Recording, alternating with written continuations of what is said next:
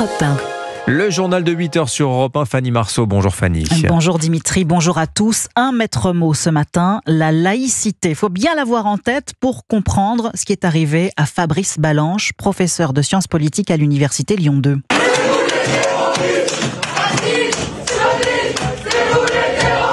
Ce que vous entendez, ce sont les insultes des étudiants d'extrême gauche pro-palestiniens prenant à partie l'enseignant en plein cours. C'était mardi après-midi. La tentative d'intimidation est telle qu'il a dû quitter son amphithéâtre. Et Fabrice Balanche est avec nous ce matin en direct sur Europe 1. Bonjour Fabrice Balanche. Bonjour. Alors, expliquez-nous comment on en est arrivé là.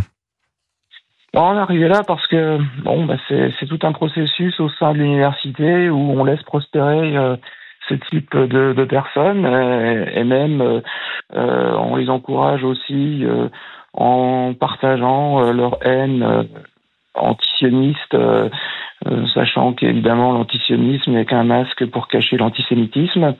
On cède progressivement sur leurs revendications communautaires, puisque leur objet au départ, c'était de pouvoir pratiquer la rupture du jeûne au sein de l'université. Mmh. Et lorsque le référent laïcité a quand même tapé du poing sur la table, ils nous ont bloqué l'université. Donc, pour éviter les blocages, on négocie avec eux et on les encourage. Alors ensuite, évidemment, ils vont traquer les professeurs qui s'opposent à ce terrorisme intellectuel, qui s'opposent à ces pratiques. Fabrice Balanche, qu'est-ce qu'il vous reproche à vous exactement ? Alors personnellement, je me suis opposé publiquement à la tenue des iftars, rupture du jeûne au sein de l'université, parce que c'est une atteinte évidemment à la laïcité.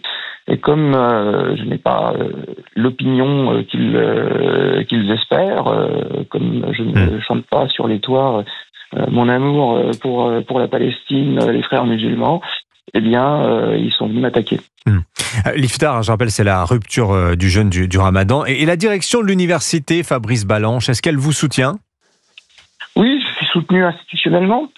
Peut-être se rendent-ils compte aujourd'hui qu'ils sont allés trop loin dans la compromission avec ces gens-là, que finalement négocier avec eux, lâcher du lest en permanence, c'est pas la bonne solution. Enfin, j'espère. On lance des poursuites judiciaires contre ces personnes. Il me semble qu'ils continuent à occuper une salle au sein de l'université. C'est quand même assez incroyable après ce qui vient de se passer. Ah oui. On devrait boucler la salle et prendre des sanctions contre eux. Merci beaucoup Fabrice Balanche, donc professeur à l'université Lyon 2. Merci d'avoir témoigné ce matin sur Europe 1. J'ajoute que vous serez en longueur chez Pascal Praud, dans Pascal Praud et vous, à midi tout à l'heure sur Europe 1. Bonne journée à vous et à tout à l'heure. Donc, il est 8h04 sur Europe 1. Le Rassemblement national prépare son grand meeting de soutien à Marine Le Pen. Ce sera dimanche, place Vauban à Paris. Des bus ont été affrétés pour acheminer les militants depuis la France entière. Objectif pour les organisateurs, défendre la démocratie qu'ils estiment menacée par l'exécution provisoire de l'inéligibilité de Marine Le Pen. Pour le camp nationaliste, les juges ont rendu une décision politique. Hier soir sur France 2, le ministre de l'Intérieur, Bruno Retailleau, a admis un positionnement politique de certains magistrats. Écoutez. Il y a un texte qui régit le statut des magistrats. C'est une ordonnance de 58. L'article 10 proscrit toute activité politique. Or, il y a parfois d'organisations syndicales, notamment, qui s'est fait connaître, le mur des cons, le syndicat de magistrature, en participant à la fête de l'humanité. Je pense que la syndicalisation, très bien, je pense que ça doit être centré sur la défense des intérêts professionnels. Il y a l'indépendance. La contrepartie de l'indépendance, c'est cette neutralité. Je pense que les magistrats ne sont pas au-dessus des règles. Voilà, ce que je dis, moi, c'est quand même une façon de sous-entendre qu'il y a une justice politique. C'est une manière de sous-entendre qu'il y a des juges rouges. Non, écoutez, c'est objectif. Le mur des cons.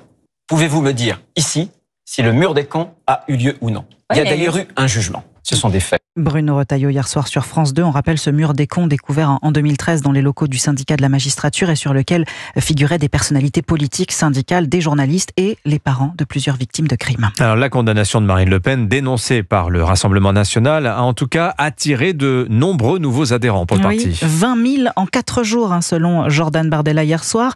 Écoutez le reportage du correspondant d'Europe 1 à Lens, Maximilien Carlier. Depuis lundi, plus d'appels sur le téléphone de Gilles, militant en charge des nouvelles adhésions au RN à Lens. Cette semaine, ça arrivait souvent, ouais. Est-ce que ça va continuer? J'espère. C'est des gens qui sont un peu dégoûtés, donc ils veulent tenir avec Marine et puis dire leur mécontentement, quoi. Dans cette permanence du député du Pas-de-Calais, une affluence inhabituelle avec de nouveaux visages, fait remarquer Noé à l'accueil. Ils viennent pour les adhésions. Il y a des gens vraiment qui ne seraient pas venus, viennent directement ici pour demander ce qu'ils peuvent faire, pour aider le Rassemblement national. Comme Laetitia, une riveraine qui se dit prête à signer la pétition en faveur de Marine Le Pen. La soutenir, oui, c'est vraiment malheureux ce qui lui arrive. Parce que je pense qu'elle serait très bien comme présidente. Mieux que Macron. Mais de là à partir à Paris pour manifester, non, affirme cette habitante qui hésite encore à adhérer au parti.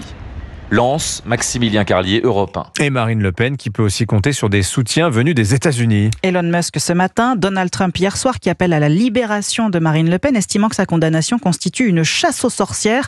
Son vice-président J.D. Vance a quant à lui déclaré, je cite, « Ce n'est pas ça la démocratie ». Et sur le front de la guerre commerciale, du relèvement des droits de douane, Emmanuel Macron dénonce une décision brutale et infondée, décision qui fait mal aux bourses du monde entier, y compris américaines. Apple, Nike, Amazon, les géants américains ont vécu hier un jeudi noir à Wall Street. D'où cette interrogation ce matin, Baptiste Morin. Au fond, que cherche à faire Donald Trump ? Il y a l'objectif de la réindustrialisation. Les droits de douane pénaliseront les produits importés au profit des produits made in USA. Il y a l'objectif commercial, pousser les partenaires à acheter plus de produits américains. Mais Donald Trump cherche aussi à financer des baisses d'impôts, prévient Bastien Dru, économiste chez CPR Asset Management. Il est actuellement en négociation un projet de loi de baisse de l'imposition pour les entreprises et pour les ménages. Donc ça peut être finalement un argument dans le cadre de cette loi sur la baisse des impôts. 700 milliards de dollars sont espérés via ces droits de douane. Mais attention, au retour de flamme, une hausse de l'inflation est inévitable selon Gilles Moec, chef économiste du groupe AXA. Là, on n'est même plus dans l'économie, on est dans l'hydraulique. Les importations de biens américains, ça représente à peu près 10% du panier de consommateurs américains. Donc mécaniquement, ça accroît, oui, l'inflation. Probablement un effet à très court terme qui peut être très élevé. Le coût est estimé à 2 000 $ environ par an pour chaque ménage américain. Baptiste Morin, chef du service économie d'Europe 1. Et puis une idée de sortie en famille ce week-end. En voiture avec Tintin, le nom d'une exposition événement qui ouvre ses portes demain au Musée national de l'automobile à Mulhouse. Elle met en lumière toutes les voitures qu'on peut découvrir au fil des bandes dessinées du célèbre reporter d'Hergé, Sébastien Bordenave. Une fois admirés les 600 véhicules d'exception stationnés en permanence dans le musée de l'automobile, vous foulez littéralement le gazon de la propriété de Moulinsart et se matérialisent alors devant vous les mythiques voitures croisées au fil des pages des albums de Tintin. Guillaume Gasser, directeur général du musée. Tintin étant reporter, il voyage énormément. Autant au début, les détails sont pas aussi bien représentés, mais sur la fin, il a ce souci de l'esthétisme et du détail. Et on le voit souvent en photo au volant d'une voiture. Il adorait la vitesse. La Bugatti Type 35 du chef de gang de Chicago, la Ford T explorant le Congo. Même quand Tintin est sur la Lune, c'est en Jeep. La voiture a d'ailleurs eu un impact particulier chez Tintin. Dans Tintin en pays des soviets, il démarre en trombe parce qu'il est poursuivi par des policiers allemands et à ce moment-là, sa mèche se redresse et cette mèche va rester en l'état toute sa vie. C'est bien la preuve qu'entre la voiture et le héros, il y a une sorte d'osmose quasi permanente. C'était Dominique Maric, longtemps archiviste pour les studios d'Hergé. À la dernière case de coq en stock, Séraphin Lampion organise un rassemblement automobile. Celle qui porte le numéro 8, c'est la vraie Porsche bleue d'Hergé qui est dessinée. Oui, le papa de Tintin n'aimait pas la voiture que sur le papier. Sébastien Bordenave, en voiture avec Tintin, exposition en partenariat avec Europe 1 à découvrir jusqu'au 11 novembre. Voilà, c'est à Mulhouse, il faut quand même y aller. Si vous êtes dans l'ouest, ça fait un petit peu loin, mais enfin mais bon. Ça fait une belle balade. En voiture, ça fait une chouette balade. Avec Tintin. Merci beaucoup Fanny Marceau, c'était votre journal. Dans quelques instants, Manon Aubry, la députée LFI au Parlement européen, et l'invité de Romain Desarbres. Bon réveil avec Europe 1.